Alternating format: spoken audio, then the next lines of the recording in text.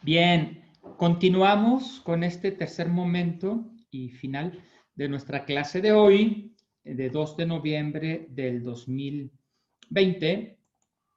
Queremos continuar con este momento, concepciones soteriológicas de la historia de la teología, hacer una breve síntesis de cómo después de los datos que hemos compartido neotestamentarios, los datos de la Escritura en todo el acontecimiento de Jesús, cómo son retomados por los santos padres, después en la Edad Media la teoría de la satisfacción, la Edad Moderna, la redención en el contexto de la historia moderna, y luego un prototipo o una manera de reflexión que pienso nos servirá mucho para el momento de nuestros aterrizajes en la espiritualidad y en la solidaridad como experiencia teologal de la salvación. Jesús como portador de un proceso de liberación.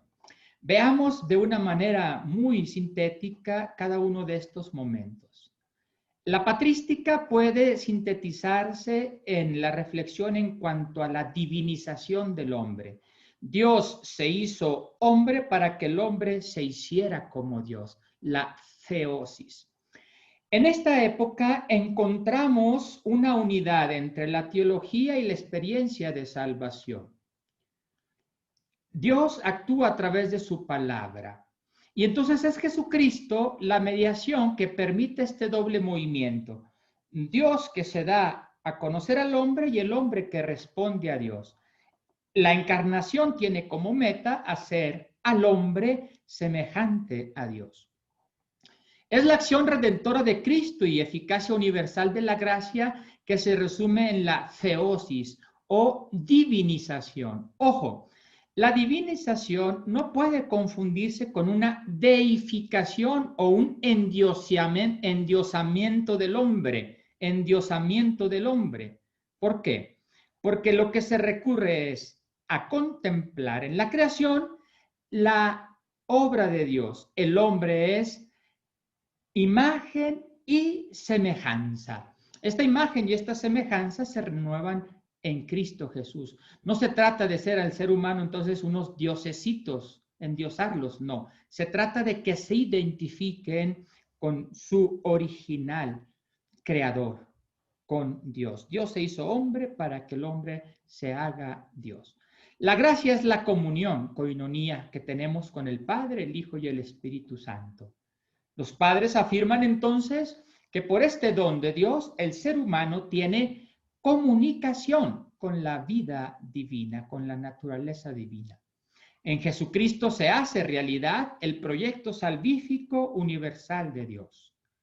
El hombre que se había alejado de Dios se acerca de nuevo a Dios a través de un proceso de educación. Estos son argumentos de Clemente de Alejandría, de Orígenes, cómo el ser humano es capaz de Dios, capaz de unirse a Dios. La gracia intenta restablecer la libertad, traducir mediante imitación o mímesis la semejanza con la divinidad a la relación personal de la existencia y afirmarla en ella. Los padres, pues, sintetizan la experiencia de la salvación como esta capacidad que Dios ha dado al hombre de hacerse como Él a través de un proceso de conversión. Esto a través de la encarnación de Jesús, un término clave, la theosis o divinización. La doctrina de la satisfacción vicaria o teoría de la satisfacción, el representante es Anselmo de Canterbury, que ha agrupado en su obra principal Cur Deus Homo, ¿por qué Dios se hizo hombre? Estamos en el siglo XI. Aquí tenemos las diversas tendencias de la soteriología occidental. Esto se llama teoría de la satisfacción. Esta teoría intenta exponer la racionalidad de la encarnación como el camino de la redención. Anselmo intenta demostrar que por razones perfectamente válidas, la redención tenía que llevarse a cabo tal y como de hecho ha acontecido. La línea argumentativa avanza a través de las razones que Cristo tendría que encarnarse para salvar al mundo. Tal había sido el daño que el hombre había causado a Dios, que solamente Jesús podría salvarnos de este daño tan grande. Inicia su exposición descubriendo la relación fundamental entre Dios y el hombre en el acontecimiento salvífico de la creación. En razón de su condición de criatura, el hombre está esencialmente ordenado a Dios. Dios lo creó para él.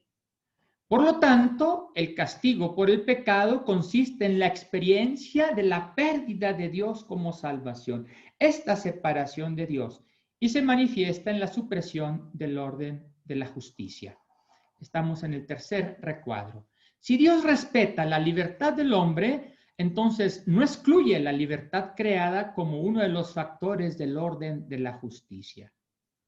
Esta libertad debe estar incluida en el restablecimiento de este orden de relación de Dios para con el hombre. Por lo tanto, el perdón consiste en una nueva capacitación de la libertad humana para responder a este orden original. Dilema frente al que desarrolla Anselmo su línea argumentativa. ¿Cómo conciliar que Dios siga siendo el fundamento único del orden de la justicia y pueda el hombre al mismo tiempo responder con libertad a este mismo orden? Según San Anselmo, es Dios quien ha reconciliado a los hombres consigo mismo en el medio de la libertad humana de Jesús.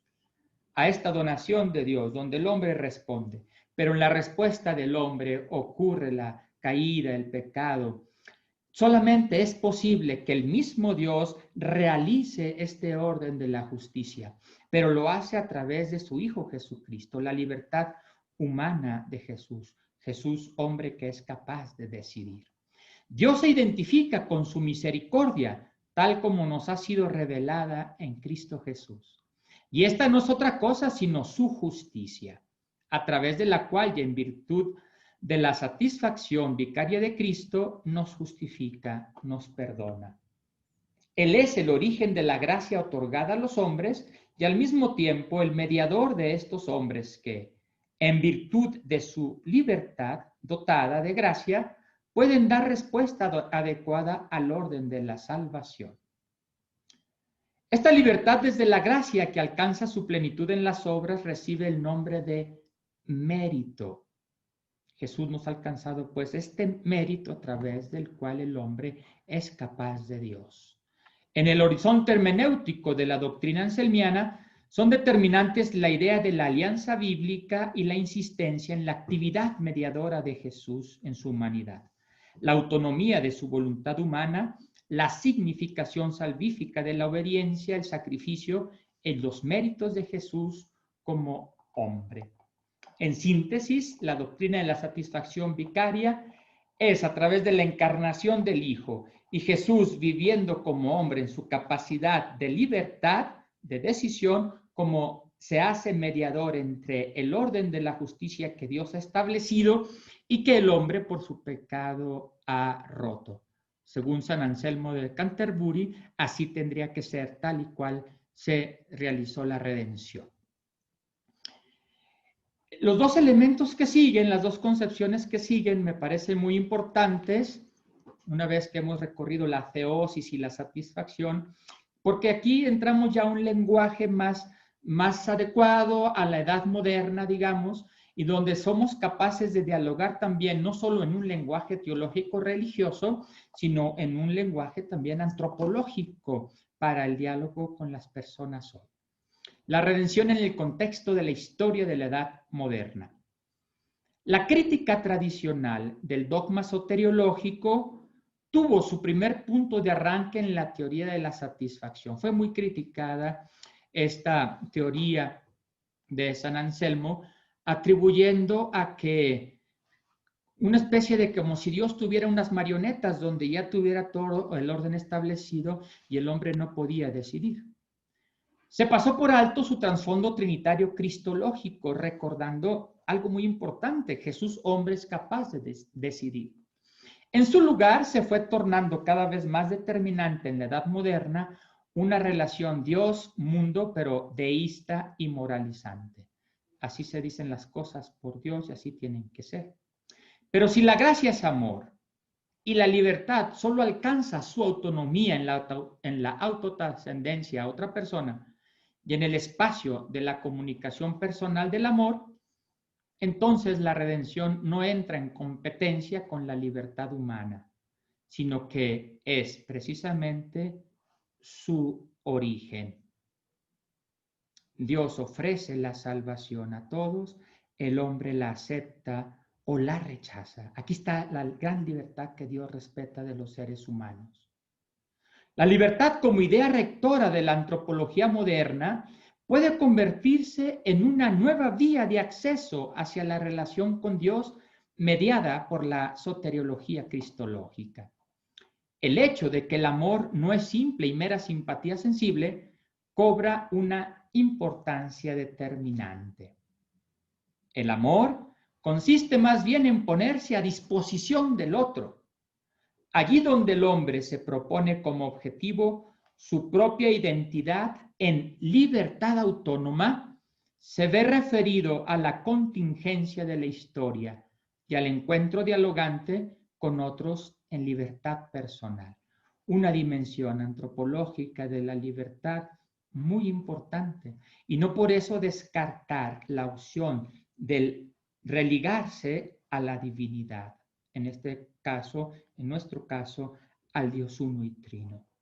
La unión intimísima con Dios en la fe no se produce en virtud de una identificación interna suprahistórica, no, sino que surge más bien en el encuentro con Dios en la historia a través de la mediación del hombre contingente Jesús de Nazaret. Un elemento muy importante, como hace un momento decíamos, fuera del mundo, fuera de la historia, fuera del hombre, fuera de esta realidad antropológica, no hay salvación. Y el modelo de ser humano está en Jesucristo, hombre contingente. La dependencia respecto del encuentro personal con el mediador de la gracia y el punto de referencia último de la identidad humana no se opone a la autonomía ni a la experiencia de libertad del hombre moderno.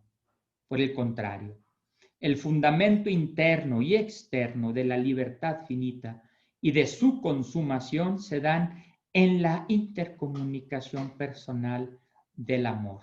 Dos categorías, pues, antropológicas muy importantes para hablar de salvación en la edad moderna: amor y libertad. Dios se revela en el amor, se revela por libertad, dirá el Concilio Vaticano II, por un acto libérrimo, utilizando este superlativo libérrimo, se quiso dar a conocer al hombre.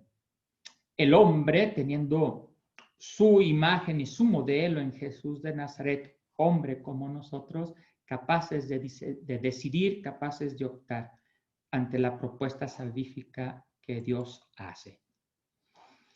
Y una cuarta concepción muy importante, Jesús como portador de un proceso de liberación.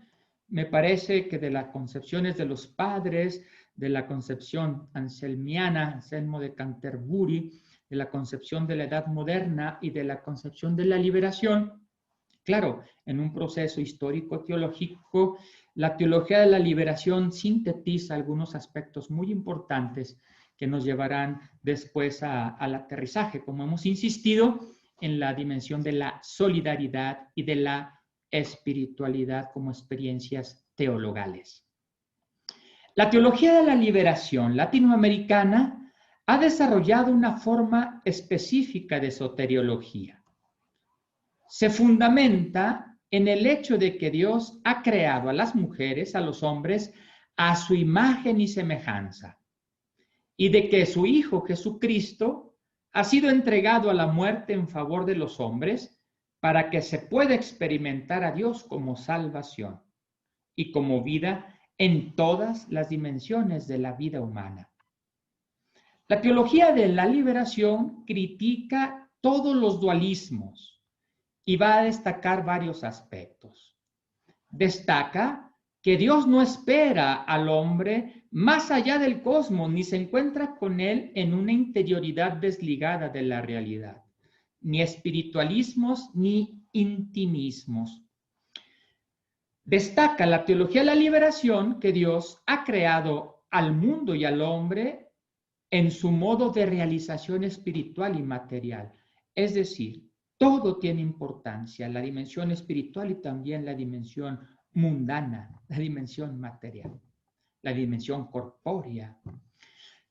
También la teología de la liberación destaca que Dios se acerca al hombre en la unidad de la creación, la historia y la consumación esperada. Nuevamente, fuera del mundo, fuera de la historia, no puede haber salvación. Tercer recuadro.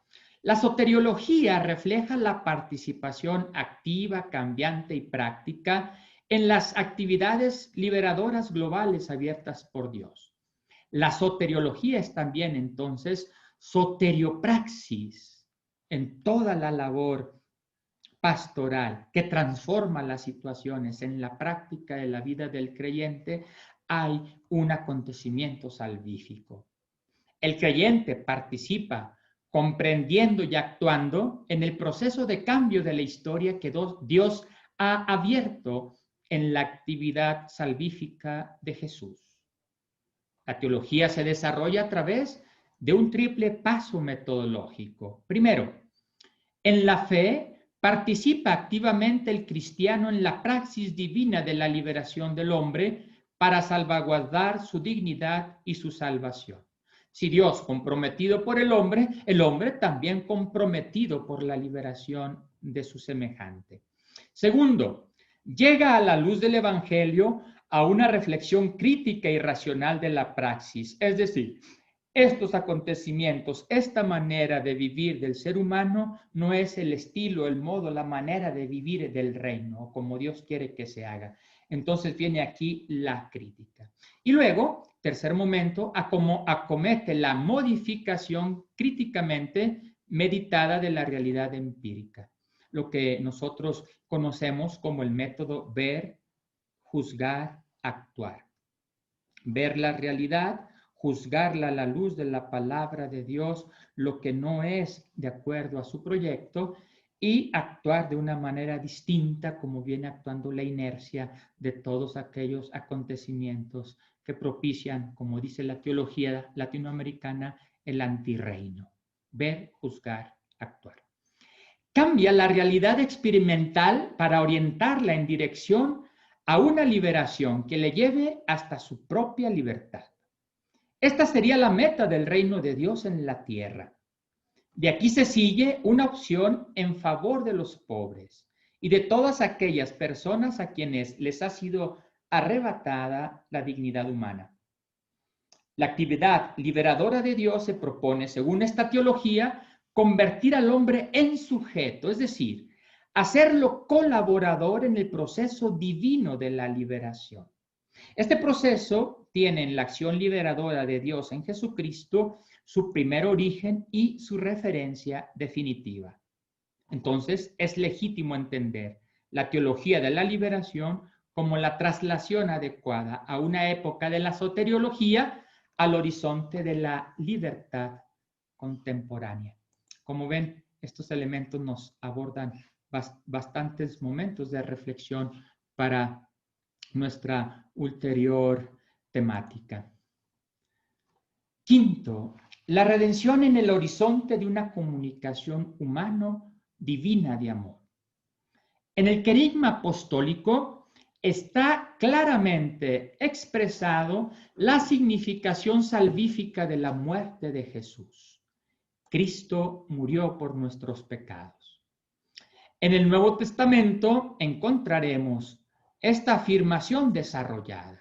Dios ha llevado a su cumplimiento su voluntad salvífica universal por medio del amor de Jesús, que se entrega a sí mismo hasta la muerte en cruz, como escándalo a los judíos y necedad para los gentiles. El presupuesto de la comprensión de la auténtica historicidad de la revelación será la categoría bíblica de alianza. Y uno de los elementos constitutivos de la alianza es precisamente el mediador humano, Jesús. En él, Dios y hombre, acontece y llega a su consumación la alianza de la comunicación humana, comunicación de Dios con el hombre. La Iglesia confiesa desde el principio que Jesús es el único mediador entre Dios y los hombres. Primera de Timoteo 2:5. Que Jesús es el sumo sacerdote, único y eterno de la nueva alianza, que solo en su nombre hay salvación, que en él serán rescatados los hombres y llegarán al conocimiento de la verdad, que el Hijo de Dios es verdad y vida, y por eso el camino único por el que Dios viene a nosotros y nosotros vamos a Dios. También se resalta de esta figura mediadora de Cristo Jesús, que lo único que importa es conocerle a Él como Hijo y participar en la esencia y en la imagen del Hijo de Dios. Porque Jesús nos ha dado su Espíritu y que es Espíritu del Padre, el aspecto trinitario, como hemos dicho, para poder clamar dirigiéndonos a Dios como Abba, Padre. El destino humano de Jesús, entonces, no es algo extrínseco respecto a la consecución de la salvación. ¿Recuerdas que dijimos anteriormente que Jesús salva con toda su persona, con todo lo que Él es? Desde la concepción de la alianza se extiende nítidamente porque el mediador humano representa la plasmación histórica de la misericordia y la justicia divinas. Se trata de un amor que se encarna, que no retrocede frente a la impotencia humana ni frente al riesgo de ser tachado de necio por entregarse a sí mismo. Jesús, aceptando todas las consecuencias de hacerse hombre. El principio interno de la biografía de Jesús fue el sentimiento de su amor, en virtud del cual se despojó a sí mismo, se humilló y fue obediente al Padre hasta la muerte de cruz. Por eso Dios lo exaltó y lo instituyó como Señor para gloria del Padre. Mediante el envío, la entrega de su Hijo y por lo tanto de sí mismo por amor a su creación, se instituye la nueva alianza, convertida en realidad eficaz en la vida de Jesús para el perdón de los pecados. Entonces, solo es posible captar esta interconexión si se comprende que el pecado no es tan solo un acto fallido o una acción moralmente errónea, sino que significa, en un sentido absolutamente radical, el fallo total del hombre mismo orientado esencialmente a la consumación en el amor dialogante y personal con Dios.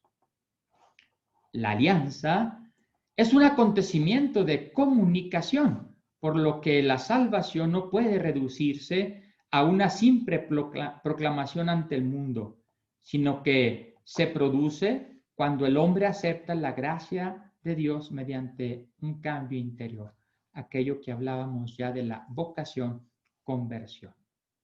La muerte de Jesús no es un medio para suscitar la voluntad salvífica de Dios.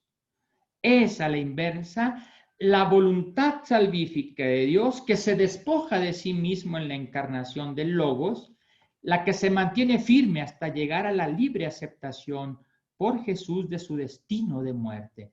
Y así la obediencia de Jesús es la revelación del amor del Padre que se entrega a los hombres. No es la muerte física de Jesús la que aporta la salvación. Esta salvación es aportada por el amor de Jesús, que se mantiene firme frente a todos los obstáculos y se convierte en símbolo real del amor redentor de Dios. Un aspecto muy importante, porque hemos interpretado la muerte de Jesús con una lectura a veces simplista del Evangelio, donde sabemos, bueno, pues lo mataron, entregó su vida, al fin y al cabo iba a resucitar, ¿no? Pero es muy importante cómo la teología actual interpreta la muerte de Jesús como un asesinato del cual Jesús no era ingenuo. Jesús sabía que En Jerusalén asesinan a los profetas. A Herodes lo llamó zorro porque Herodes había matado a su primo, el profeta Juan. Jesús no era ingenuo, sabía que si era matado por Herodes lo iban a decapitar, pero que si lo iba a condenar la religión lo iban a apedrear, o que si Roma lo iba a condenar, como finalmente ocurrió, pues iba a morir crucificado. Jesús va interpretando la muerte. No es que él se ponga gratis, aquí estoy, mátenme, no. Un joven de 33 años no quiere morir así, está en la plenitud de la vida. Jesús asume y va interpretando la muerte que le propician como un aspecto de libertad para desarrollar el plan salvífico de Dios. El Padre resucita a su Hijo y no lo abandona a la muerte que le han propinado. El plan salvífico eterno de Dios no supone ninguna contradicción respecto a la libertad contingente de Jesús de aceptar la reconciliación. Él no ha buscado por sí mismo la muerte.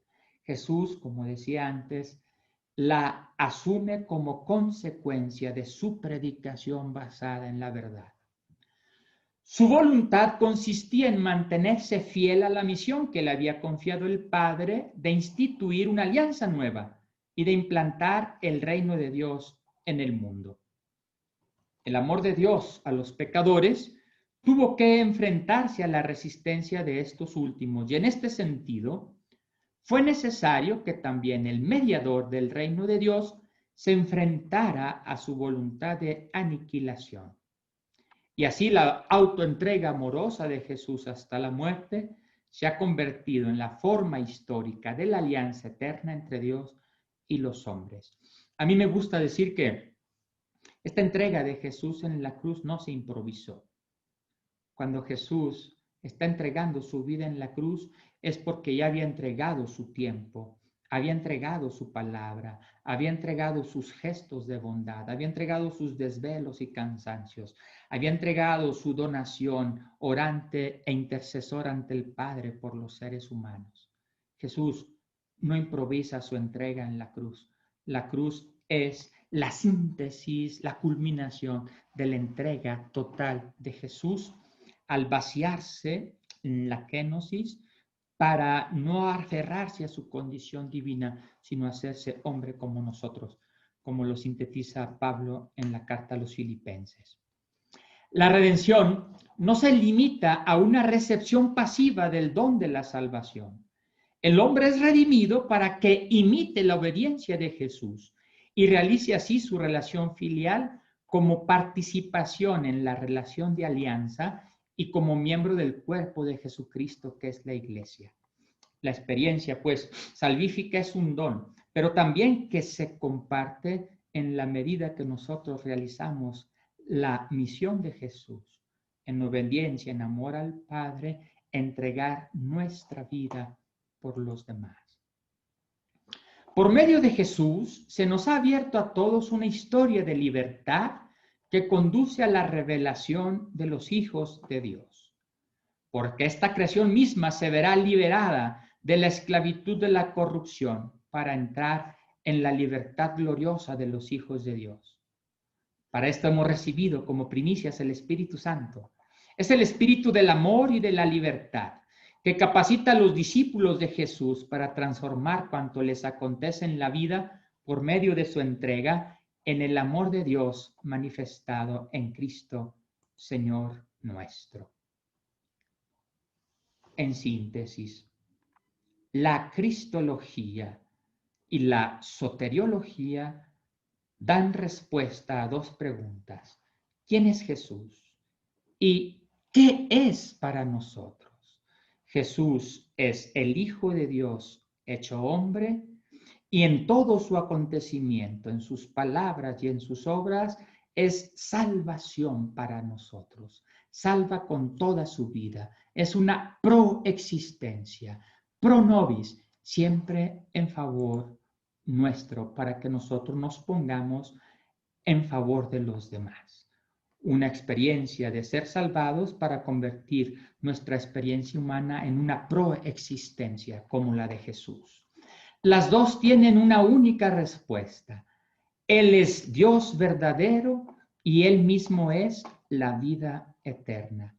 Jesús Salvador, con todo lo que Él es. Yeshua, Dios que salva. Muy bien. Hemos hecho aquí un recorrido ágil y quizá un poco apretado de toda la soteriología, en una supersíntesis de todo lo que digamos es un tratado, una rama de la teología, pero me parece que estos conceptos ya nos preparan para lo que queremos tener como colofón de nuestra materia, como la solidaridad humana es expresión de una vida espiritual de quien ha acogido la salvación y se pone al servicio de los demás. Que tengan muy buen día, que aprovechen el estudio, que las lecturas que hemos dejado les sean propicias para seguir reflexionando. Nos encontraremos, Dios mediante, el lunes 16 de noviembre para la segunda parte de este módulo y así terminar nuestro módulo 8, segunda parte del tema 5, ¿verdad? Que nos hemos propuesto realizar en nuestra maestría de misionología. Que Dios les cuide, estamos en contacto. Nos vemos con el favor de Dios para culminar con la segunda parte de nuestra temática, solidaridad humana y espiritualidad de la salvación. Hasta luego.